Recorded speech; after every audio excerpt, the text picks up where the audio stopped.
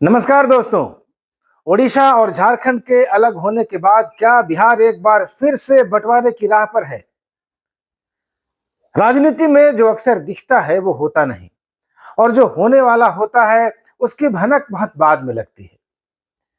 केंद्रीय गृह मंत्री अमित शाह का सीमांचल दौरा, सेना के रिटायर्ड लेफ्टिनेंट जनरल की बिहार के नए राज्यपाल के रूप में अचानक नियुक्ति, बंगाल के लोक भवन में इंटेलिजेंस ब्यूरो के पूर्व अफसर की ताजपोशी, और इन सब के बीच मुख्यमंत्री नीतीश कुमार का अचानक कुर्सी छोड़कर राज्यसभा जाने का ऐलान करना, ये तमाम घटनाएं क्या सिर्फ इत्तेफाक हैं?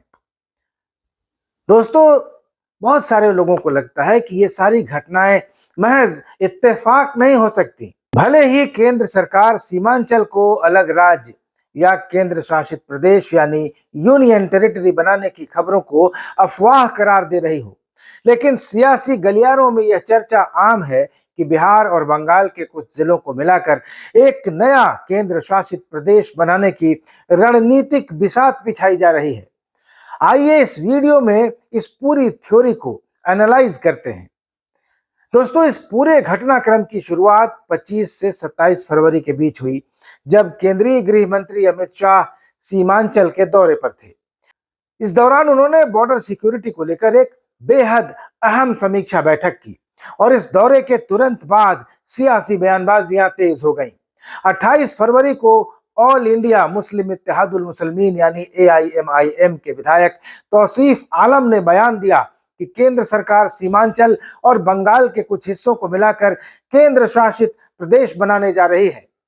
6 मार्च को पूर्णिया के सांसद पप्पू यादव ने एक्स पर लिखा कि बीजेपी पश्चिम बंगाल में राष्ट्रपति शासन लगाकर और बिहार विधानसभा से प्रस्ताव पारित कराकर सीमांचल, मालदा, मुर्शिदाबाद और उत्तर दिनाजपुर को मिलाकर एक नया केंद्र शासित प्रदेश बनाने का खेल कर रही है।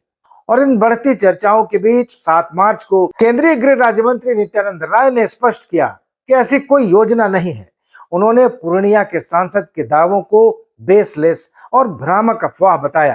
दोस्तों, आइए जानते हैं कि कोई नया राज्य या कोई नया केंद्र शासित प्रदेश बनाने का नियम क्या है, कैसे बनते हैं ये। संविधान के अनुच्छेद 3 यानी आर्टिकल 3 के तहत किसी भी नए राज्य के गठन या सीमाओं में बदलाव का अधिकार केंद्र सरकार के पास है, एब्सोल्यूट पावर है उसके पास। और इसके लिए पहले प्रभावित राज्य की विधानसभा से नए राज्य के गठन का प्रस्ताव पारित कराया जाता है, और इस प्रस्ताव को राष्ट्रपति के पास भेजा जाता है। इसके बाद गृह मंत्री संसद में नए राज्य या केंद्र शासित प्रदेश के गठन का प्रस्ताव यानी एक विधेयक पेश करते हैं। इस विधेयक में नए राज्य के जिलों, विधानसभा और लोकसभा सीटों का पूरा खाका तय होता है। तो दोस्तों, आइए जानते हैं कि केंद्र शासित प्रदेश क्यों बनाए जाते हैं। आमतौर पर छोटे आकार, कम पॉपुलेशन या अलग संस्कृति वाले क्षेत्रों को केंद्र शासित प्रदेश बनाया जाता है, लेकिन कई बार राष्ट्रीय सुरक्षा और रणनीतिक कारणों जैसे जम्मू कश्मीर और लद्दाख को किया गया, उनके चलते भी किसी संवेदनशील इलाके को सीधे केंद्र के नियंत्रण में ले लिया जाता है। अगर सीमांचल को केंद्र शासित प्रदेश बनाने की बात महज एक अफवाह भी है, तो यह अफवाह आखिर उसी इलाके को लेकर क्यों उड़ी? दोस्तों, इसके पीछे ठोस भौगोलिक और रणनीतिक कारण है। चिकन नेक यानी सिलीगुड़ी कॉरिडोर की संवेदनशीलता, सीमांचल यानी अररिया, कटिहार, किशनगंज और पूर्णिया नेपाल और बांग्लादेश की सीमा से सटा है। यह इलाका सिलीगुड़ी कॉरिडोर के बेहद करीब है, जिसे चिकन नेक कहा जाता है।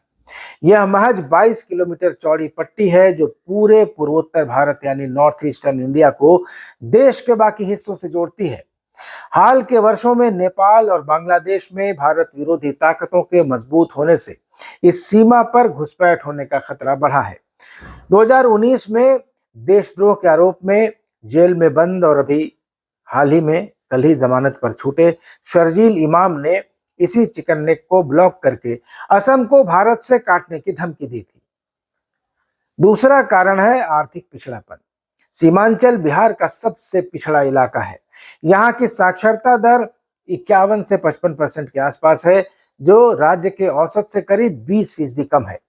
और यहाँ प्रति व्यक्ति आय यानी पर कैपिटा इनकम भी बहुत निचले स्तर पर है। लेकिन दोस्तों, इस पूरी कहानी का जो सबसे दिलचस्प पहलू था वो सामने आया 5 मार्च के दिन। एक ही दिन 3 घटनाएं हुई इस दिन।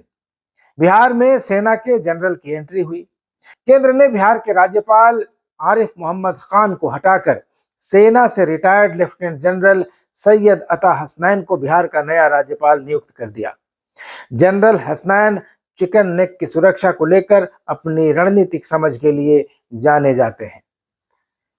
पड़ोसी राज्य पश्चिम बंगाल में इंटेलिजेंस ब्यूरो से जुड़े पूर्व अफसर RN रवि को तमिलनाडु के लोक भवन से बुलाकर बंगाल के लोक भवन में बैठा दिया गया और RN रवि डिप्टी NSA यानी डिप्टी नेशनल सिक्योरिटी एडवाइजर रह चुके हैं और इसी दिन मुख्यमंत्री नीतीश कुमार ने अपना पद छोड़कर राज्यसभा जाने के लिए नामांकन भी कर दिया। तो इसके पीछे की राजनीति क्या है? औपचारिक तौर पर नीतीश कुमार ने बताया कि ये मेरी पुरानी इच्छा थी कि मैं राज्यसभा भी घूम आऊं, बाकी 3 सदन घूम आऊं।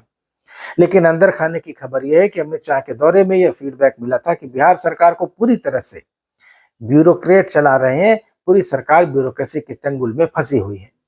जब सीमा पार से राष्ट्रीय सुरक्षा का खतरा मंडरा रहा हो तो इतने संवेदनशील इलाके को सिर्फ नौकरशाहों के भरोसे नहीं छोड़ा जा सकता।